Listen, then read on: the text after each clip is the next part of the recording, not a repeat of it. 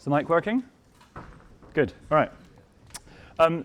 Slight bit of false advertising on the outside. It says all levels, whereas this was a last-minute addition to the schedule, so there was a slight confusion over. So this is more advanced than all levels, but I hope that's still okay for everyone.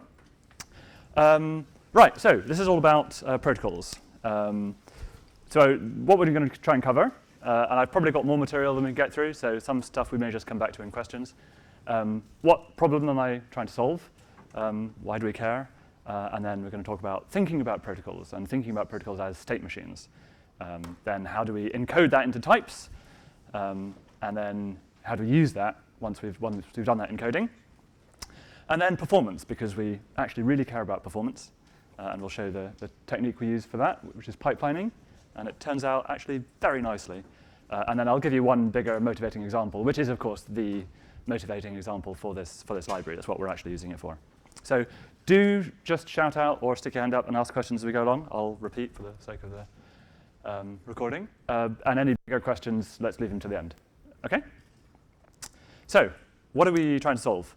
Concurrency is really hard. Distributed systems are really hard. I mean, we kind of all know that. I know that after doing it for a while. I knew that before starting. I mean, everyone knows it's difficult. It's hard to get it right. It's really hard to test, especially if you want to set up real networks. And it's often hard to get good performance. You have to think about performance in a different way when you're doing network distributed programming than normal problems. Now, you might say, but isn't this really a solved problem? Don't you just take Servant and Servant is awesome and that solves all of your distributed computing problems? Well, no, not really, not completely. Not all protocols can be stateless. Mapping things into REST often works quite nicely, but not in every case. And actually, even if you're using an HTTP REST or RPC API, there are cases where to use the available RPCs to achieve some ends, you have to use them in a certain manner. So there is still something going on beyond just a bunch of stateless RPCs. In the way that you maybe use the protocol, even if the implementation doesn't maintain any server-side state. So these are all nice frameworks for building application-level protocols, and that's what we're going to be interested in: application-level protocols, not low-level networking protocols. So the question is, what is your application protocol? Can you describe it? How should we describe these things? How do you engage in that protocol? How do you tell when you are engaging in that protocol correctly? What is allowed, what is not allowed? So we want to separate that from the here's a bunch of REST APIs. OK.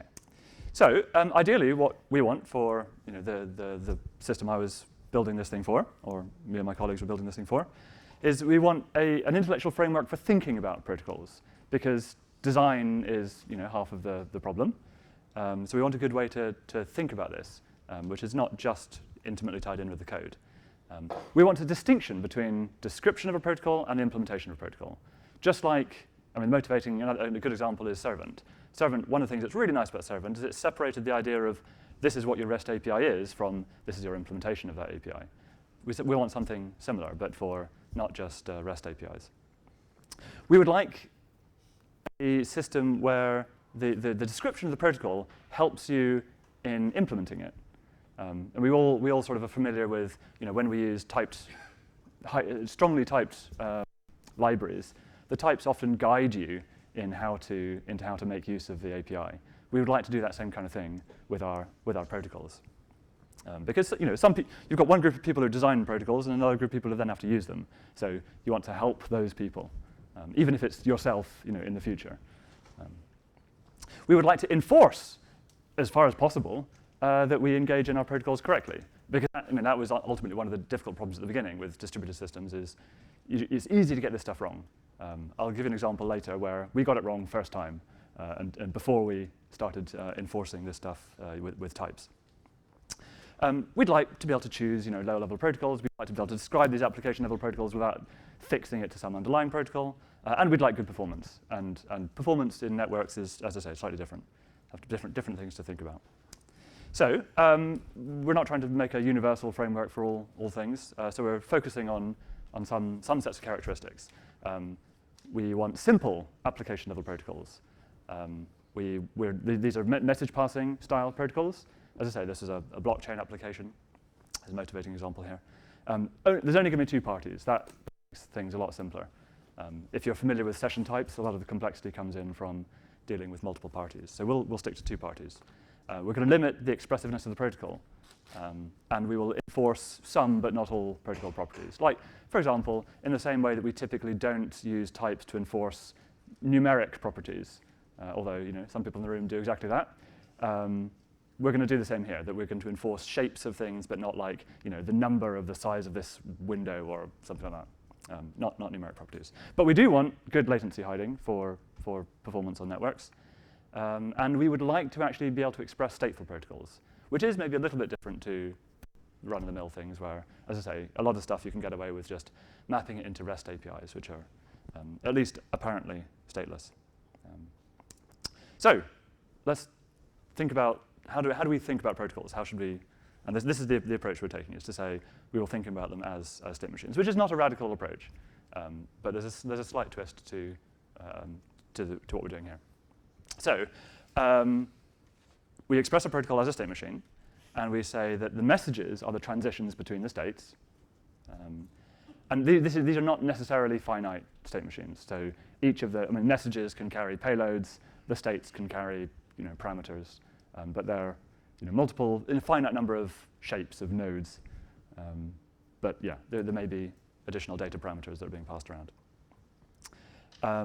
OK, so that's a fairly traditional way of looking at things. Here's where we add some constraints to make it simpler. We're going to say that both peers are going to agree on the same state. So the client and the server, let's call them, are both going to be using that same state machine and are going to move around that state machine together.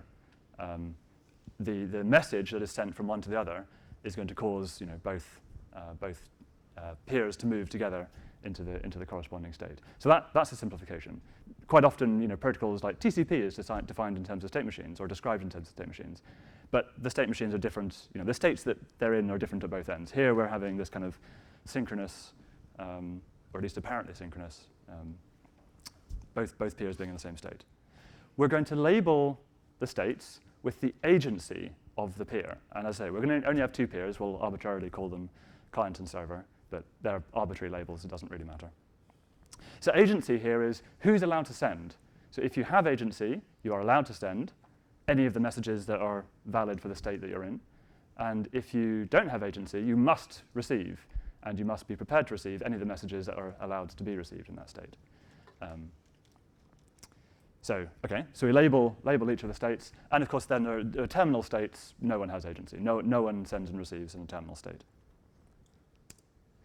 So this gives us a very, very simple system.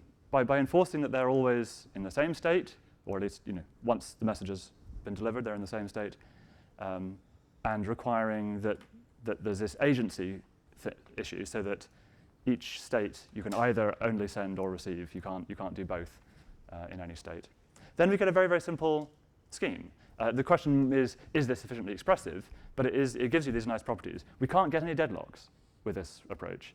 It's too simple to express deadlock because peers can't receive at the same time. So you can't have two peers both waiting because, well, one of them has agency because unless they're both, in a terminal state, one of them has agency, so you can make progress. And similarly, you can't have a race condition because they can't both send at the same time. Yes, question here. I send, but the message never arrives.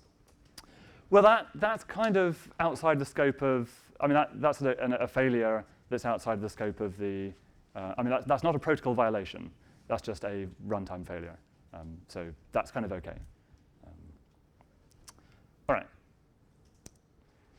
So here's an example, a very, very simple example, although it's not an unrealistic example. Many RPC protocols look just like this, request, response, but they carry payloads. We'll just do a very simple example, running example, where they carry no payload, ping and pong. So in this protocol, the narrative explanation is that the client sends a ping message, and we move into the busy state. Both peers move into the busy state once the message has been received on the server side. The server responds with a pong message, and we return to the idle state. Alternatively, when the client is in the idle state, it can send a done message to terminate the protocol. And then both peers move into the done state, and we're done. So, OK, that'll be our running example. Clear? Simple? OK. So let's look at how can we encode these things into types. So we'll start with, let's encode the states. So we've got these labeled states, idle, busy, and done, in our ping pong example. And we're just going to encode them as types of a common kind. So this requires the data kinds extension. I wish I could write a kind ping pong and then make it really clear that these things are types and not constructors. But I can't do that yet. So yeah, ping pong is a kind, and all of idle, busy, and done states are types of kind ping pong. So ping pong is really just the label, if you like, it's the label of the protocol, the name of the protocol. OK, so we construct our states as types. Now we're going to add the transitions, the messages. So we're using, I have not shown you the type class, but there is a type class called protocol. And as you can see from the instance declaration here, it's got an associated data type called message. So we're instantiating for ping pong the message type. And you'll see it's parameterized by 2 additional types, from and to. And the way that we are supposed to use this is to use the types of the states that the messages go from and to, which is exactly what they are on the diagram. So ping goes from the idle to the busy state. And that's what that says. And pong back again, and done, idle to done. So it's just the transitions just corresponding to the transitions between the states. OK, nice and simple. And now we're going to label the states with agency. This one is slightly less obvious as to why it's done this way. And there are actually multiple choices. We iterated a few times, and this is what we are using for now. But I'm not going to claim it's the one true way to do things. But that said, let's see what we're saying. We're going to have, there are 3 extra associated data types in the protocol type class, called client has agency, server has agency, and nobody has agency. And we instantiate this for our ping pong protocol by saying that the idle, we will have an idle, a token. So this is a GDT, as you can see here. For the client has agency, the agency type family, data family. And it's going to be, the parameter here is for the idle state. So that's saying that in the idle state, we are in the client agency, and there's a GDT runtime value that is a witness to that. Similarly for the busy and the done states. So we will end up using these GDT constructors here as evidence later on to show that we are doing things correctly. So what we're doing is, this is kind of like, this is a partition. We're partitioning the states into these three cases. Obviously, if we have, the ping pong example only has one state for each agency. More complicated protocols will have multiple states that have client agency or server agency. And then that would mean we would have multiple constructors in the appropriate data family. Is that vaguely clear? So this is the whole example. Oh, question over here. Yeah. So can we forget to set an agency for a state? What happens? That is a very good question. So the question was, can we get this wrong? Can we set up these mappings incorrectly? And the answer is yes, but we also ask you to prove some lemmas. And you can't prove those lemmas if you do it wrong. And we can check those lemmas. We have a proof using GHC as a theorem prover, both on the types, the normal, think of it as types, but also what Simon was talking about yesterday with the pattern match checking. So in your example, perhaps what it would come up with would be that your lemma would say you've done inexhaustive pattern matching because you've forgotten a case. So if you implement those lemmas and GHC says you've not forgotten anything, then we think our theorem is true, and there's a witness to that in the library. I might show you that later if we have time. So yes, you can get it wrong, but there are ways of checking. So that's the whole example. So it's not very big. So we just define our states, define our messages, which are our transitions between the states, and then we label each of our states with the agency. So that's the whole type level description. So the real protocols I'll show you later, their descriptions are not much bigger than this. I mean, they have parameters on their messages, and they've got more states, but it's not terribly complicated. Okay, so how do we use these things? Another question back here? Could you show the definition of protocol type class? Yes, I don't have it on a slide, but it is just what you would expect from this, that there's a protocol type class, it has a message data family, it's got these other data families, and it's got the lemmas, and that's it. So it's just a bundle of data families plus these 3 lemmas that prove that the 3 labelings are non-intersecting. Question here? General question. So what if the 2 parties of the protocol have different state sets? Seems like you use one yes, state model so you have to have the correctness relies on both parties engaging in the protocol with the same type. So I mean, ultimately over the wire you're just sending bytes. To guarantee that they're going to agree, they have to agree on the same protocol type. So the client and the server will both engage in the same protocol from different points of view, from dual points of view, but it has to be the same protocol description and type. Yeah. Okay, so let's look at how do we use these things. So the protocol describes what is permissible, and then our peer, which is going to be an implementation of that protocol, describes our particular choices of how we engage in the protocol. So the protocol is, all the things you're allowed to do, and that's the type level description, and the value level implementation is a particular choice of how to engage in it. So a couple examples just to show the types of these things. So you could have a ping pong client and a ping pong server, and I'll go through what all these type parameters here mean. So peer is the data type that represents our implementations of protocols. So let's have a look at what all these types are. So we've got the protocol itself. So this is a generic representation, a uniform representation for all protocols, but it's parameterized by your particular choice of your particular protocol description. So ping pong in this case. Those protocols themselves can be parameterized as well. And so we can have parameterized protocols, not just monomorphic ones like this one. Then we've got a label of, are we engaging in this protocol as the client or the server? And as I said, those are arbitrary labels. There's nothing special about client or server. It's just a convention. We could use any other names. So that tells you, which side you're engaging in. And obviously, the criteria later will be that a client and a server can engage in the same protocol, and then everything will match up. This is in this case, it's the initial state, but more generally, it's the current state of the protocol that you're in. And that current state is obviously, a state that's specific to your protocol. ST idle, remember, was one of the types of kind ping pong. Then we've got the monad in which the whole thing is allowed to execute.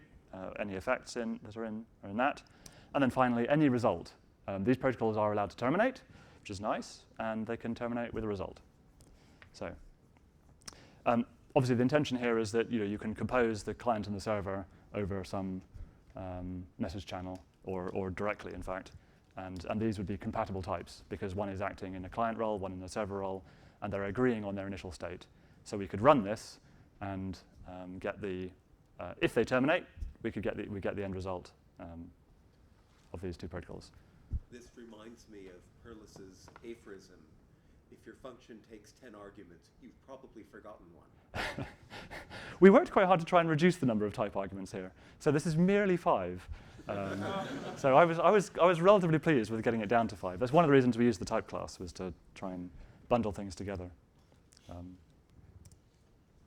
So what can peers do? Peers are for engaging in the protocol, so they can perform local monadic effects. They can terminate with a result.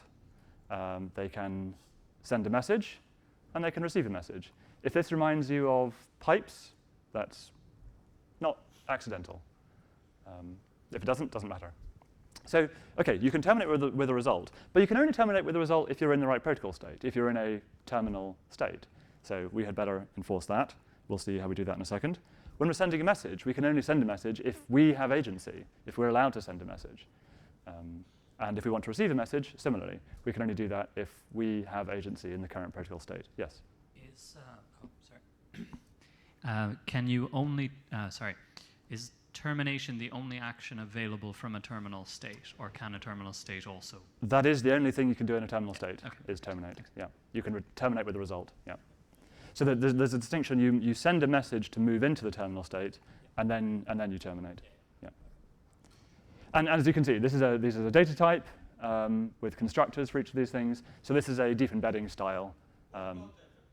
What about effects? Let's have a look at the type. You can do it with any agency. So when you are, so the constructor, here's the type of it in the GADT definition. Actually, we don't rely on any GADT-ness here. It's just the GADT syntax. So this says that it's completely unconstrained what state or agency. So long as you are running, you can do it in local effect.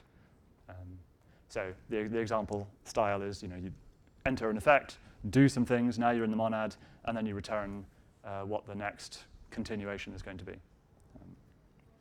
So I think this is the style that pipes or conduits use for doing local effects. It's a fairly standard approach. The only thing is we've got all these extra type arguments floating around, but in this case, they're not used. Okay, done. So this is one where, we have to provide some evidence because we have to show that we are actually in a terminal state. So how do we do that? We require this evidence that says that in this state, which is the state that we are in, we require that nobody has agency. So we want one of these GADT tokens that proves that we are in a state in which nobody has agency. And then we're allowed to terminate with a result. And the example is, so here's down at the bottom, we are providing the evidence. That's the toc done. That is the evidence provided as the argument to the done constructor. That's the evidence that we are in the terminal state. Does that make sense? Next one's slightly more complicated. So for sending, we have to, so we get to send a message, for starters. So we have the message argument here. And it moves from one state to another. And the starting state, st, had better be the same state as we are in right now. We have to send a message that is valid to send from our current state. So that's the STs matching up, giving a guarantee. But there's a free choice over ST prime. Your choice of the message determines the state that we'll move into. And that's why ST prime is used in the continuation for the peer. The continuation is in the new state, ST prime. And then we also have to do this evidence thing. We have to prove, we have to demonstrate, provide evidence that we have agency in this state. Now, you might remember that the labeling of the agencies was client has the agency or the server has the agency. But in this situation, we want to show that we have the agency in the role that we are in now. And we might be in the server role or the client role. So there's an extra little bit of type fiddling around. So we've got another GADT. Peer has agency, and that has a client agency and a server agency. And one requires the client has agency data family, and the other requires the server has agency data family. And they're labeled appropriately as whether we're acting in the client role or the server role. So if we can provide one of these, then we're showing that with the role that we are in, we do indeed have the agency as appropriate. And then we just use this little type alias, we have agency, because in the next slide we'll have a they have agency, which flips it around.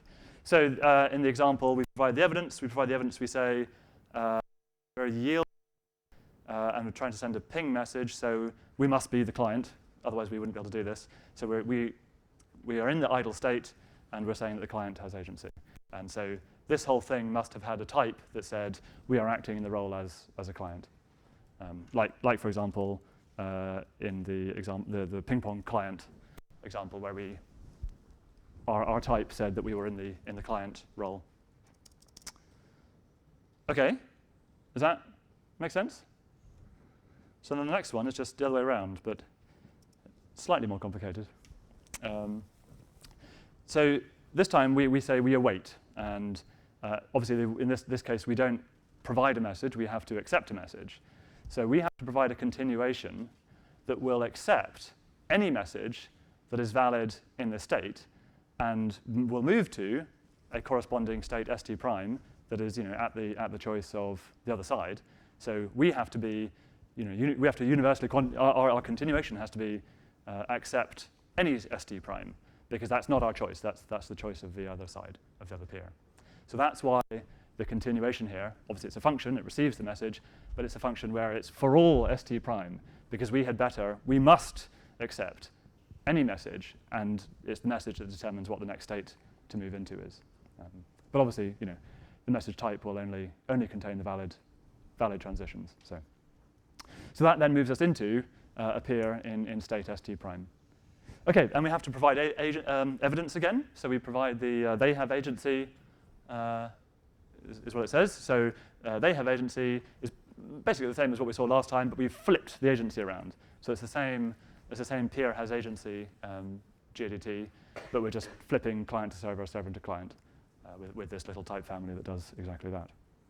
So then the example is, okay, if we are awaiting in the idle state, the client has agency. So again, here we must be the server, because we're saying that the client has agency and we are awaiting. Otherwise, so yeah, that can only work if our peer here in the example has the type with the server role. And then we receive a message, and then we can do case analysis on the message. But we know, of course, that the messages that are valid here are only the ones that are messages that start in the idle state. So we only have to pattern match on those messages which start in the idle state. Okay. So here's a client example using these constructors. So this is going to be a client that sends a number of pings, a number of iterations around a ping-pong loop. So if we start with n, we will yield a ping message, and we provide the evidence, and then we move into the busy state, and then we're going to await, and we're going to wait for the pong result. And there's only one message that can come back in that state, which is pong. We'll just go around again. And when we get down to 0, we're the client, so we have the agency. So we decide when we're down to 0 that we will send done. And then we'll move into the terminal state, and then we actually can say, now we are done. Does that make sense?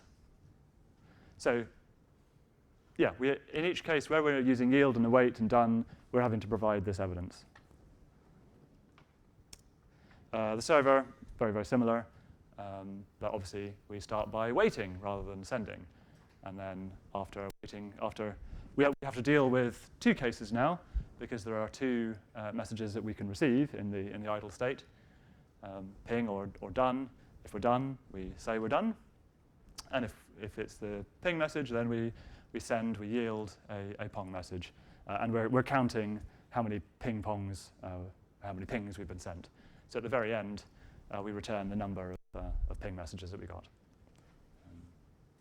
Okay? So what's nice and not nice about this? So this is a nice representation in the sense that we can't get it wrong. We can't use the protocol without and violate the description of the protocol. All that evidence enforces that you can't do it wrong. It's a nice uniform representation, so it's easy to write interpreters. But providing that evidence is a bit annoying, and it's going to confuse your colleagues. The types are a little bit intimidating. When you get it wrong, the compiler will tell you you've got it wrong, but the type error messages are always a little bit tricky. And perhaps most importantly, the structure of the type here doesn't actually help you very much, because, well, sort of. I mean, you go look at the protocol diagram and you say, well, okay, I'm in this state. These are things I can do. But it's not quite as simple as just going and looking at a data type. If you go and look at the peer data type, it says you can do everything, but actually you can't do everything. There's only certain things you can do, which depends on the state that you're in. So it's not quite as nice as many other libraries where the types really very neatly guide you into what things you're allowed to do when, what your options are. So can we do better? The hint is in the title, protocol wrappers. So what we can do is to say, yes, the uniform representation is awesome, but let's also have a non-uniform representation which uses simple types. So we'll have two presentations of the same thing.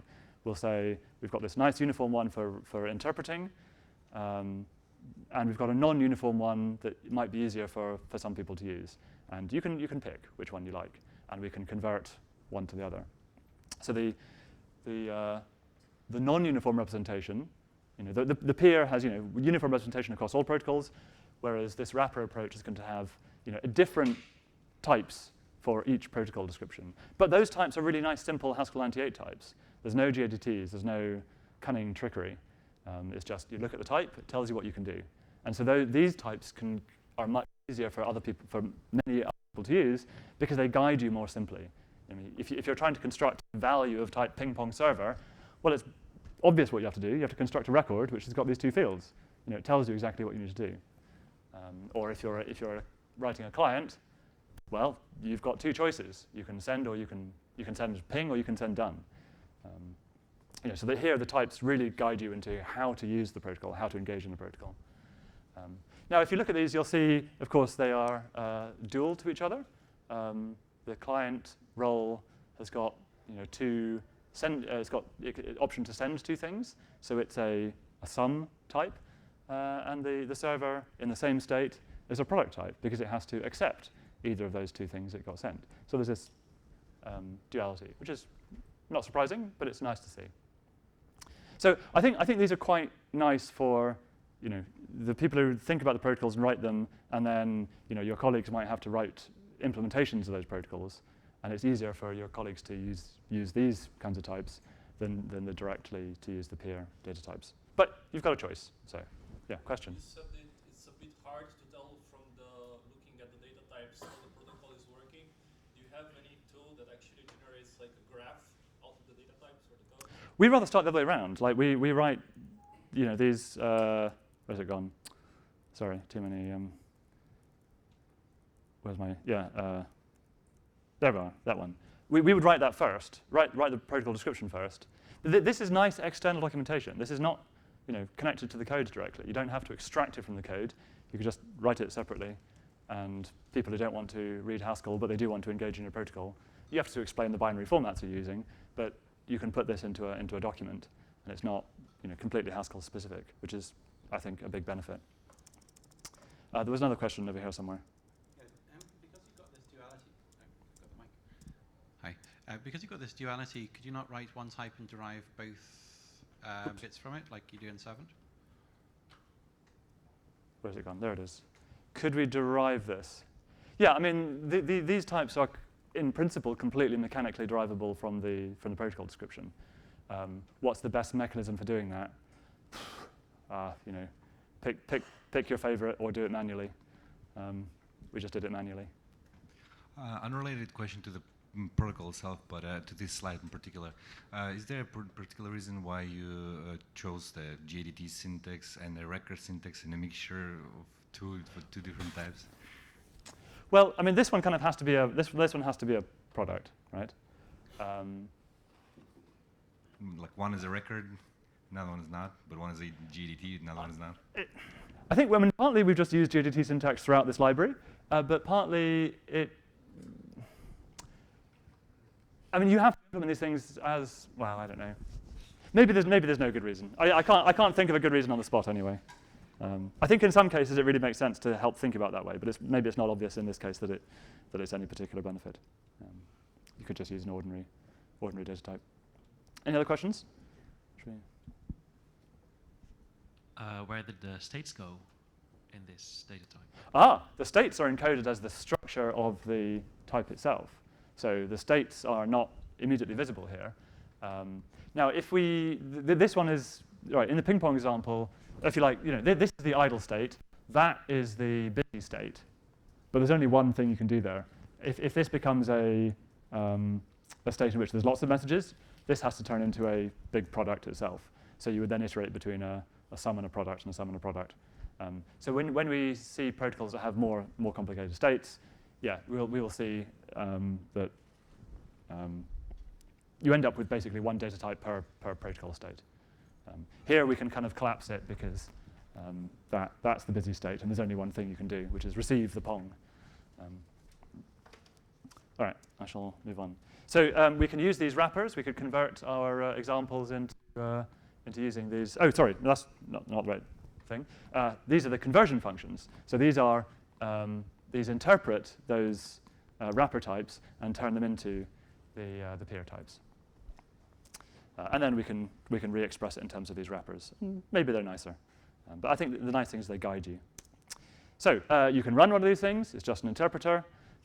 This one's not particularly special. It's quite nice and simple. But you can write your own interpreter if you've got special features, like timeouts or size limits, or if you want to do some extra logging or whatever.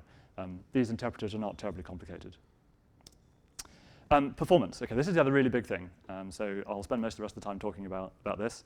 And anything else, we can go into questions afterwards. So if you're writing distributed systems, latency is the killer. You really have to think about it. You can't get away with sweeping under the carpet. You have to engage with the problem of networks having latency. When you're using networks, the way to achieve performance is to use the network and not sit idle, not using it. Network resources are use it or lose it. If you're not sending, that is time in which the time that you'll never get back.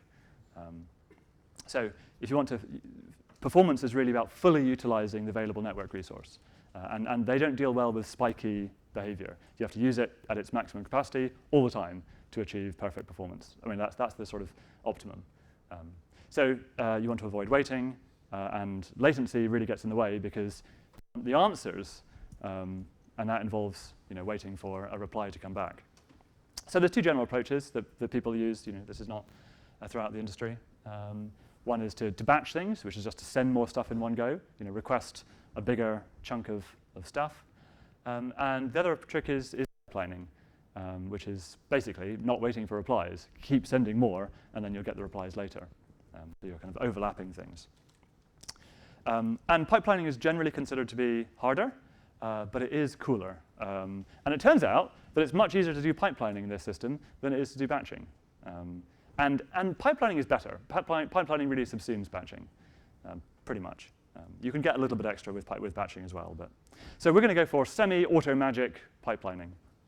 So what is pipelining? If you've not aware of this kind of stuff before, this nice picture that I stole from Wikipedia. This is an example of HTTP, but it doesn't really matter. It could be anything. So with no pipelining, if you're doing a series of requests, request-response pairs, you make a request, you wait for the response, and then you make the next request, then you wait for the response. And so you're not making the next request until the response to the previous one has come in. So it's completely sequential. With pipelining, you just say request, request, request, and then you collect the response, response, response a bit later. In this example, there's only 3, but if you want to fully utilize a network connection, just imagine the one on the right-hand side, but just extending that pattern down and down and down. So you're just continuously sending things and continuously receiving things. And then you're fully utilizing the network up to this point. Just keep doing that all the way down. And you collect things at the same time. So that's kind of the ideal of how to achieve using your network connection the whole time. Just keep sending things, keep receiving things, which is easier said than done. So what is this semi-auto magic pipelining then? We are going to keep the same protocol description. And that's a really key feature here. If you do batching, you've got to change your protocol description because you've got to change your messages to include batches and whatnot. Here we're going to keep the same protocol description and pipeline anyway. We're simply going to engage in the protocol in a pipelined way, but with the same protocol description. And we can connect a pipelined and non-pipelined peer together and have it all work in a pipelined way just by sticking a buffer in front of the non-pipelined implementation. So that's actually very nice because it is slightly more complicated to write the pipelined peer. So here's the key part of. I'm not going to go through the whole description of a pipelined peer, but I'll go through the 2 key parts. So we saw the constructors for peer. These are constructors for a pipelined peer, which is just a different way of engaging in the same protocol description. And there's one key operation here, which is a pipelined send. So let's start from, let's go through this and see what's going on. starting from our current state, st, where obviously we have to say we've got agency, we're sending. If I send a message that moves us into state st prime, okay, and I know that all paths from st prime eventually reach another state, st prime prime, then I can jump straight ahead to state st prime prime and keep on sending. That's the basic insight. So you have to provide a receiving side handler that gets you from st prime to st prime prime to deal with asynchronously the responses coming back in later. But if we know that we can jump straight to, if we know that all paths lead to st prime prime, then on the sending side, we can jump straight ahead and just carry on sending. Yes? So is what you're saying here that for the ping pong you're fine, because when you ping, you know a pong is coming back. Yep. If you had a more complicated protocol, where one of two things might come back, it would not be suitable for pipelining. If it came back to two different states, then it would not be suitable for pipelining. If you can have you can have lots of different responses, but as long as they end up in one state at the end, then you can pipeline it. But if they go to different states, you can't pipeline it. And the implementation of that receiving side is the evidence that you do get to one final state. So you can do this wrong, but only by providing an incorrect. I mean, you wouldn't be able to correctly construct the receiving side. Is there a problem if the multiple responses come in an unexpected order? They have to come in the order that's stated by the protocol description. So no, this doesn't change the protocol description. So if it says that it comes in this order, that's the order that they have to come back in. Yeah.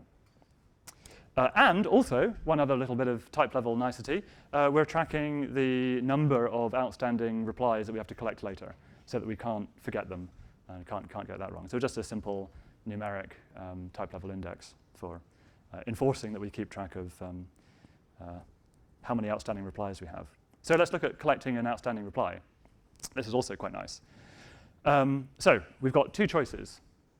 We've sent off some asynchronous message, and we're going to be collecting a reply later. So the messages will come back, and the receiving side handler will eventually produce a result that we want to collect back in our main thread, let's say. So this is the operation on the sending side for collecting a response that has come back. So we've got two choices, which is the choice that is in the maybe, the nothing or just case.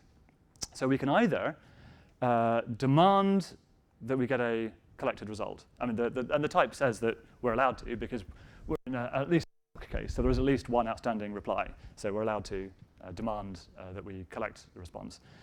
And if we demand it, we demand it by providing nothing in the first case. So that all we're providing is a continuation that says, give me a C, a collected response, a collected reply. And if you do that, then you have to, the driver has to block until that collected response comes in. But if you provide a just in the first case, then you're presenting the driver with an option. It can either collect the result if one's available, or it can let you carry on.